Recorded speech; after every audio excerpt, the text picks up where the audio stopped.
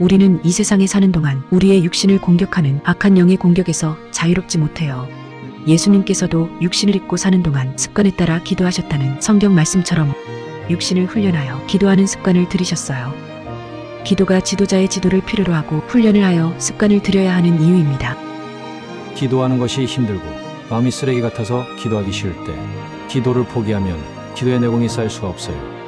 그래서 저는 기도하기 싫을 때 이런저런 무거운 사역의 짐으로 인해 마음이 힘들 때 이를 악물고 어깨에 힘을 주어 간절하게 하나님을 부르며 하나님을 찬양하고 감사하고 회개하며 불쌍히 여겨달라고 백월복걸하며 기도합니다.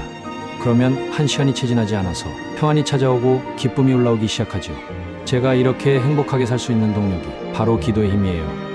많은 사람들이 이 책을 통해 기도의 습관을 들여서 이 땅에서도 행복하게 살다가 영원한 천국에 갈 수 있기를 바라요.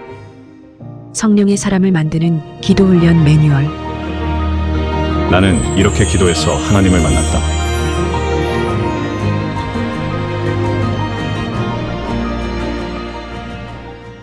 오늘은 대인 관계를 파괴하는 귀신들의 공격을 물리치는 법이라는 제목을 한번 생각해 보도록 하겠습니다. 제 사역은 성령과 동의하는 기도 훈련을 하는 것이지만 그 사역의 중심에는 귀신의 공격이나 계략 등을 가르치고 귀신을 쫓아내야 합니다. 귀신들은 이 기도 훈련을 집요하게 방해하고 공격하기 때문이죠. 아시다시피 귀신들은 죄의 덫을 놓고 죄를 짓게 만들어 부추기며 유혹하여 죄인으로 삼고 있죠. 하나님은 죄를 묘하며 죄인을 가까이 하실 수 없는 분이시기 때문에 죄인들은 죄다 귀신들의 포로가 되는 셈입니다. 귀신들이 넣어주는 죄된 생각들은 성경에 조목조목 나열하고 있죠. 그러나 사람들은 성경 말씀을 일상에 비추어 적용하며 살아가는 능력이 현저히 떨어지고 있어요.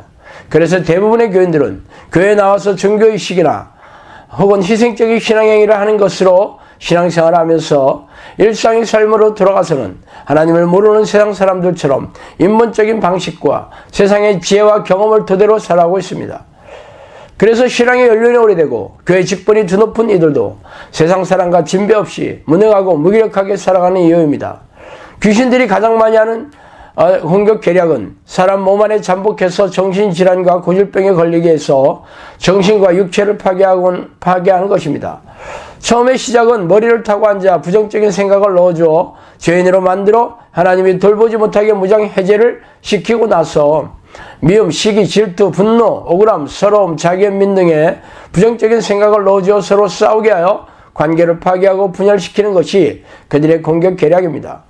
그래서 젊은 부부가 격렬한 부부싸움 끝에 이혼을 하여 가족들이 뿔뿔이 흩어지고 장로파와 목사파 혹은 교인들끼리 파가 나뉘어져 반목을 일삼다가 교회가 분열되기도 하고 경영진과 노조가 서로 싸워 회사가 폐업하고 각종 댐으로 나라가 위태로워지기도 합니다. 그래서 이 싸움에서 상처를 입은 사람들은 우울증과 공황장애 등의 정신질환에 시달리다가 자살하기도 합니다. 그래서 오늘은 사람들과의 관계를 파괴하는 귀신들의 전략에 대해 생각해 봅시다. 첫 번째로 먼저 모든 부정적인 생각을 넣어주는 귀신들의 공격을 인지해야 합니다. 미움, 시기, 질투, 증오, 분노, 짜증, 억울함, 서러움, 자기연민, 의심, 두려움, 불안, 걱정, 염려, 낙심, 절망 등의 부정적인 생각은 죄다 귀신들이 넣어주는 죄악된 생각입니다. 그러나 대부분의 사람들은 이런 생각이 귀신이 넣어주는 공격인지 인지하지 못하죠. 그래서 인간적이고 인본적인 생각을 하거나 그동안의 지식과 경험을 판단으로 하기 일쑤입니다. 그래서 내가 화를 내는 것은 당연하다. 이렇게 된 것은 내 잘못이 아니라 상대방, 심지어 부모, 환경, 대통령 혹은 정부가 잘못했다고 생각하기 일쑤입니다.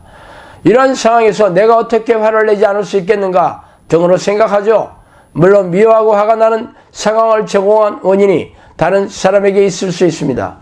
그러나 성경은 화를 내는 것이 죄라고 콕 집어서 말하고 있죠. 나는 너에게 이르기니 형제에게 노하는 자마다 심판을 받게 되고 형제를 대하여 라가라 하는 자는 공회에 잡혀가게 되고 미련한 놈이라 하는 자는 지옥불에 들어가게 되리라. 마태복음 5장 22절 말씀이죠. 이 주인이 저를 불러다가 말하되 악한 종아 내가 빌기에 내가 내 빚을 탕감하여 주었거늘 내가 너를 불쌍히 여긴과 같이 너도 내 동관을 불쌍히 여김이 마땅치 아니하냐 하고 주인이 노하여 그 빚을 다 갚도록 저를 옥졸들에게 붙이니라. 저희가 각각 중심으로 형제를 용서하지 아니하면 내 천부께서도 너희에게 이와 같이 하리라. 마태복음 18장 32에 35절 말씀입니다. 당신이 어떤 이유나 상황이 어떤지 간에 화를 내는 것은 하나님이 싫어하시는 죄를 짓는 것입니다. 형제를 용서하는 이유는 상황이 용서할 만한 해서가 아니라 하나님께서 당신에게 베풀어 주신 사랑을 생각하여 용서하는 것입니다. 용서를 하지 못할 이유는 전혀 없습니다. 그러므로 어떤 상황이든지 간에 화를 내었어도 안 되고 육신이 약해서 화를 내었다면 즉시 전심으로 회개를 해야 될 것입니다. 두 번째, 공격당하는 상황을 지혜롭게 피해야 합니다. 자신의 의도와 상관없이 미움을 당하고 분노를 당하는 대상이 될지도 모릅니다. 많은 학생들이 왕따를 당하는 상황도 이와 다르지 않죠. 처음에 어설프게 대응했다가 상황이 걷잡을 수 없게 커버린 경우도 적지 않습니다. 일단 상대방이 자신을 미워하고 분노하고 짜증을 내며 공격한다고 봅시다.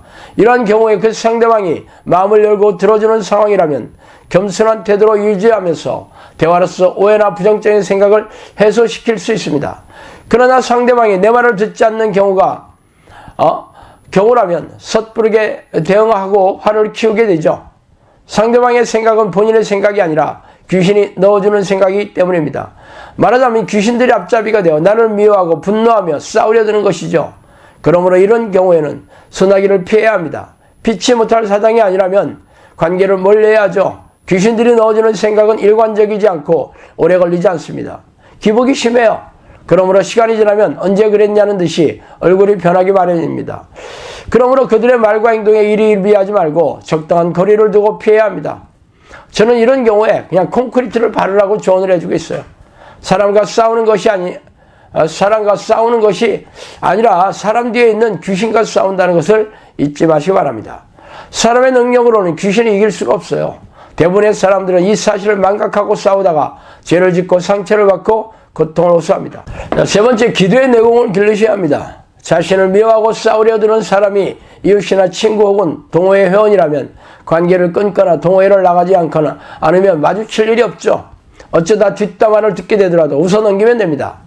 그러나 상대방이 피할 수 없는 부모, 형제나 배우자, 자녀 등의 가족이거나 직장 상사나 동료라면 얘기가 달라지죠. 말하자면 사각의 리니에서 도망칠 데가 없는 현실인 셈이에요. 이런 경우에도 최대한 관계를 피할 수 있다면 피하도록 노력해야 합니다. 그러나 피할 수 없는 상황이라면 싸우는 날도 올 것입니다. 물론 싸운다는 것은 논쟁을 하거나 물리적인 싸움이 아니죠. 상대방 뒤에서 조종하는 귀신들과의 한판 싸움입니다. 그러므로 이 싸움에서 승리하려면 기도의 내공을 길러야죠. 성령이 내주하여서 귀신들의 공격을 무력화시키거나 쫓아낼 수 있는 영적 능력의 소유자가 되어야 합니다. 아직도 그런 능력이 없다면 부단히 기도 훈련을 해서 영적 내공을 길러야 할 것입니다. 부모, 형제나 배우자, 자녀들은 자신의 행복과 뗄래야 뗄 수가 없기 때문입니다. 자, 오늘은 여기까지 하겠습니다.